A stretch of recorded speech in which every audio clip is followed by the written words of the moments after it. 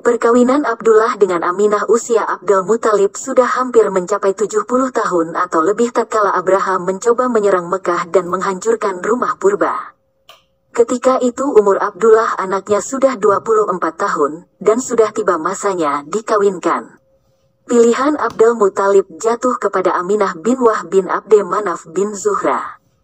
Pemimpin suku Zuhra ketika itu yang sesuai pula usianya dan mempunyai kedudukan terhormat. Maka pergilah anak beranak itu hendak mengunjungi keluarga Zuhra.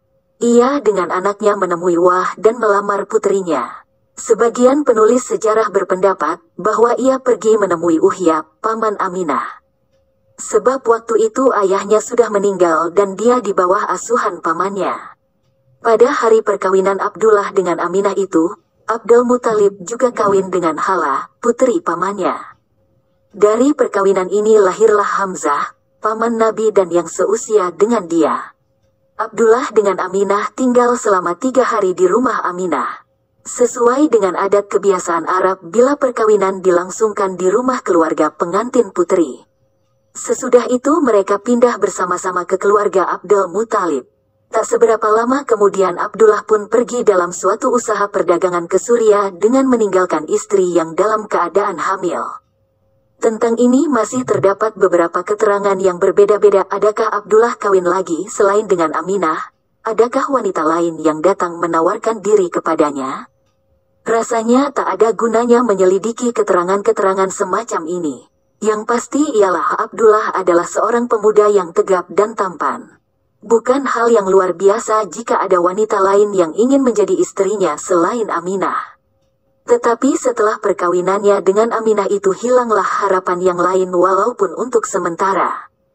Siapa tahu, barangkali mereka masih menunggu ia pulang dari perjalanannya ke Syam untuk menjadi istrinya di samping Aminah. Dalam perjalanannya itu Abdullah tinggal selama beberapa bulan. Pada itu ia pergi juga ke Gaza dan kembali lagi. Kemudian ia singgah ke tempat saudara-saudara ibunya di Madinah sekadar beristirahat sesudah merasa letih selama dalam perjalanan. Sesudah itu ia akan kembali pulang dengan kafilah ke Mekah.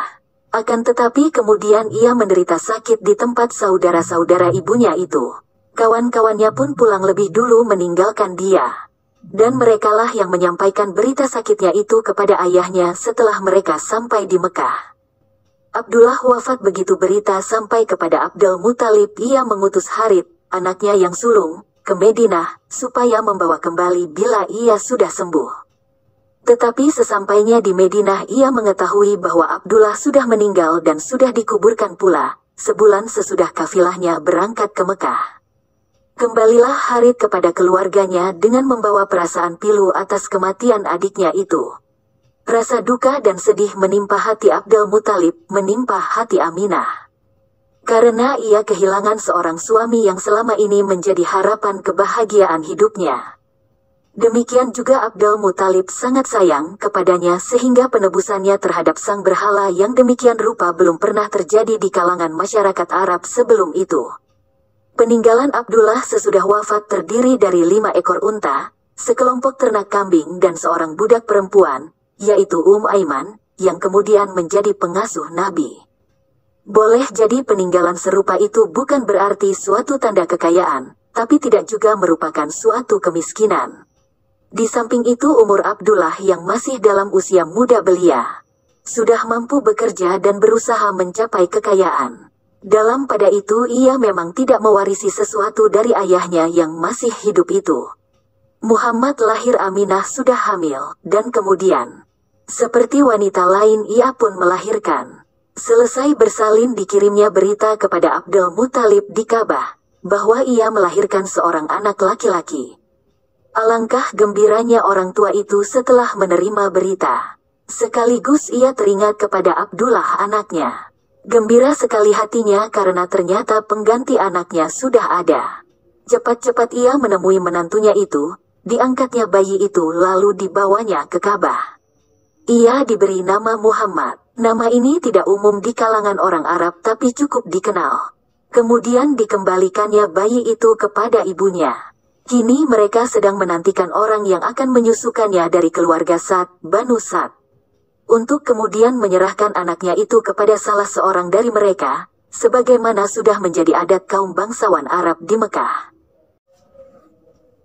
Mengenai tahun ketika Muhammad dilahirkan, beberapa ahli berlainan pendapat. Sebagian besar mengatakan pada tahun Gajah, 570 Masehi. Ibn Abbas mengatakan ia dilahirkan pada tahun Gajah itu. Yang lain berpendapat kelahirannya itu 15 tahun sebelum peristiwa Gajah. Selanjutnya ada yang mengatakan ia dilahirkan beberapa hari atau beberapa bulan atau juga beberapa tahun sesudah tahun Gajah. Ada yang menaksir 30 tahun. Dan ada juga yang menaksir sampai 70 tahun. Juga para ahli berlainan pendapat mengenai bulan kelahirannya. Sebagian besar mengatakan ia dilahirkan bulan Rabiul Awal. Ada yang berkata lahir dalam bulan Muharram, yang lain berpendapat dalam bulan Safar. Sebagian lagi menyatakan dalam bulan Rajab, sementara yang lain mengatakan dalam bulan Ramadan. Kelainan pendapat itu juga mengenai hari bulan ia dilahirkan. Satu pendapat mengatakan pada malam kedua Rabiul Awal, atau malam ke-8, atau ke-9. Tetapi pada umumnya mengatakan, bahwa dia dilahirkan pada tanggal 12 Rabiul Awal. Ini adalah pendapat Ibn Ishaq dan yang lain. Selanjutnya terdapat perbedaan pendapat mengenai waktu kelahirannya, yaitu siang atau malam. Demikian juga mengenai tempat kelahirannya di Mekah. Jausin de Perceval dalam esai sur la Histoire des Arabes menyatakan, bahwa Muhammad dilahirkan bulan Agustus tahun 570, yakni tahun Gajah. Dan bahwa dia dilahirkan di Mekah di rumah kakeknya Abdul Muthalib. Pada hari ke-7 kelahirannya itu Abdul Muthalib minta disembelihkan unta. Hal ini kemudian dilakukan dengan mengundang makan masyarakat Quraisy. Setelah mereka mengetahui bahwa anak itu diberi nama Muhammad, mereka bertanya-tanya mengapa ia tidak suka memakai nama nenek moyang. Kuinginkan dia akan menjadi orang yang terpuji satu bagi Tuhan di langit dan bagi makhluknya di bumi, jawab Abdul Muthalib. Disusukan oleh keluarga Sa'd, Aminah masih menunggu akan menyerahkan anaknya itu kepada salah seorang keluarga Sa'd yang akan menyusukan anaknya. Sebagaimana sudah menjadi kebiasaan bangsawan-bangsawan Arab di Mekah. Adat demikian ini masih berlaku pada bangsawan-bangsawan Mekah.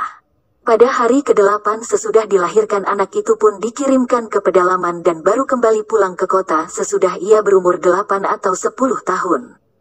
Di kalangan kabilah-kabilah pedalaman yang terkenal dalam menyusukan ini diantaranya ialah kabilah Banu Sa'd. Sementara masih menunggu orang yang akan menyusukan itu, Aminah menyerahkan anaknya kepada Tuwaibah, budak perempuan pamannya, Abu Lahab. Selama beberapa waktu ia disusukan. Seperti Hamzah yang juga kemudian disusukannya. Jadi mereka adalah saudara susuan. Sekalipun Tuwaibah hanya beberapa hari saja menyusukan. Namun ia tetap memelihara hubungan yang baik sekali selama hidupnya. Setelah wanita itu meninggal pada tahun ke-7 sesudah ia hijrah ke Madinah. Untuk meneruskan hubungan baik itu ia menanyakan tentang anaknya yang juga menjadi saudara susuan. Tetapi kemudian ia mengetahui bahwa anak itu juga sudah meninggal sebelum ibunya. Akhirnya datang juga wanita-wanita keluarga Sa'd yang akan menyusukan itu ke Mekah. Mereka memang mencari bayi yang akan mereka susukan. Akan tetapi mereka menghindari anak-anak yatim. Sebenarnya mereka masih mengharapkan sesuatu jasa dari sang ayah. Sedang dari anak-anak yatim sedikit sekali yang dapat mereka harapkan. Oleh karena itu di antara mereka itu tak ada yang mau mendatangi Muhammad. Mereka akan mendapat hasil yang lumayan bila mendatangi keluarga yang dapat mereka harapkan. Akan tetapi Halimah bin Abi Duaib yang pada mulanya menolak Muhammad, seperti yang lain-lain juga, ternyata tidak mendapat bayi lain sebagai gantinya. Di samping itu karena dia memang seorang wanita yang kurang mampu, ibu-ibu lain pun tidak menghiraukannya. Setelah sepakat mereka akan meninggalkan Mekah, Halimah berkata kepada Harith bin Abdul Uzza suaminya, "Tidak senang aku pulang bersama dengan teman-temanku tanpa membawa seorang bayi. Biarlah aku pergi kepada anak yatim itu dan akan kubawa juga." "Baiklah," jawab suaminya. "Mudah-mudahan karena itu Tuhan akan memberi berkah kepada kita." Halimah kemudian mengambil Muhammad dan dibawanya pergi bersama-sama dengan teman-temannya ke pedalaman. Dia bercerita bahwa sejak diambilnya anak itu ia merasa mendapat berkah. Ternak kambingnya gemuk-gemuk dan susunya pun bertambah. Tuhan telah memberkati semua yang ada padanya. Selama 2 tahun Muhammad tinggal di Sahara, disusukan oleh Halimah dan diasuh oleh Syaimah putrinya. Udara Sahara dan kehidupan pedalaman yang kasar menyebabkannya cepat sekali menjadi besar dan menambah indah bentuk dan pertumbuhan badannya. Setelah cukup 2 tahun dan tiba masanya disapih, Halimah membawa anak itu kepada ibunya dan sesudah itu membawanya kembali ke pedalaman. Hal ini dilakukan karena kehendak ibunya, kata sebuah keterangan, dan keterangan lain mengatakan karena kehendak Halimah sendiri. Ia dibawa kembali supaya lebih matang. Juga memang dikhawatirkan dari adanya serangan wabah Mekah. 2 tahun lagi anak itu tinggal di Sahara, menikmati udara pedalaman yang jernih dan bebas, tidak terikat oleh sesuatu ikatan jiwa. Juga tidak oleh ikatan materi. Kisah 2 malaikat dan pembedahan dada pada masa itu, sebelum usianya mencapai 3 tahun, ketika itulah terjadi cerita yang banyak dikisahkan orang. Yakni, bahwa sementara ia dengan saudaranya yang sebaya sesama anak-anak itu sedang berada di belakang rumah di luar pengawasan keluarganya. Tiba-tiba anak yang dari keluarga Sa'd itu kembali pulang sambil berlari, dan berkata kepada ibu bapaknya, saudaraku yang dari Quraisy itu telah diambil oleh 2 orang laki-laki berbaju putih. Dia dibaringkan, perutnya dibedah, sambil dibalik-balikan. Dan tentang Halimah ini ada juga diceritakan, bahwa mengenai diri dan suaminya ia berkata, lalu saya pergi dengan ayahnya ke tempat itu. Kami jumpai dia sedang berdiri. Mukanya pucat pasi. Kuperhatikan dia. Demikian juga ayahnya. Lalu kami tanyakan, kenapa kau, nak? Dia menjawab, aku didatangi oleh 2 orang laki-laki berpakaian putih. Aku dibaringkan, lalu perutku dibedah. Mereka mencari sesuatu di dalamnya. Tak tahu aku apa yang mereka cari. Halimah dan suaminya kembali pulang ke rumah. Orang itu sangat ketakutan, kalau-kalau anak itu sudah kesurupan. Sesudah itu, dibawanya anak itu kembali kepada ibunya di Mekah. Atas peristiwa ini Ibn Ishaq membawa sebuah hadis Nabi sesudah kenabiannya. Tetapi dalam menceritakan peristiwa ini Ibn Ishaq nampaknya hati-hati sekali dan mengatakan bahwa sebab dikembalikannya kepada ibunya bukan karena cerita adanya 2 malaikat itu. Melainkan, seperti cerita Halimah kepada Aminah, ketika ia dibawa pulang oleh Halimah sesudah disapih. Ada beberapa orang Nasrani Abisinia memperhatikan Muhammad dan menanyakan kepada Halimah tentang anak itu. Dilihatnya belakang anak itu, lalu mereka berkata, biarlah kami bawa anak ini kepada raja kami di negeri kami. Anak ini akan menjadi orang penting. Kamilah yang mengetahui keadaannya. Halimah lalu cepat-cepat menghindarkan diri dari mereka dengan membawa anak itu. Demikian juga cerita yang dibawa oleh Tabari, tapi ini masih diragukan. Sebab dia menyebutkan Muhammad dalam usianya itu, lalu kembali menyebutkan bahwa hal itu terjadi tidak lama sebelum kenabiannya dan usianya 40 tahun. 5 tahun selama tinggal di pedalaman baik kaum orientalis maupun beberapa kalangan kaum muslimin sendiri tidak merasa puas dengan cerita 2 malaikat ini dan menganggap sumber itu lemah sekali. Yang melihat kedua laki-laki, malaikat, dalam cerita penulis-penulis sejarah itu hanya anak-anak yang baru 2 tahun lebih sedikit umurnya. Begitu juga umur Muhammad waktu itu. Akan tetapi sumber-sumber itu sependapat bahwa Muhammad tinggal di tengah-tengah keluarga Sa'd itu sampai mencapai usia 5 tahun. Andai kata peristiwa itu terjadi ketika ia berusia 2,5 tahun, dan ketika itu Halimah dan suaminya mengembalikannya kepada ibunya. Tentulah terdapat kontradiksi dalam 2 sumber cerita itu yang tak dapat diterima.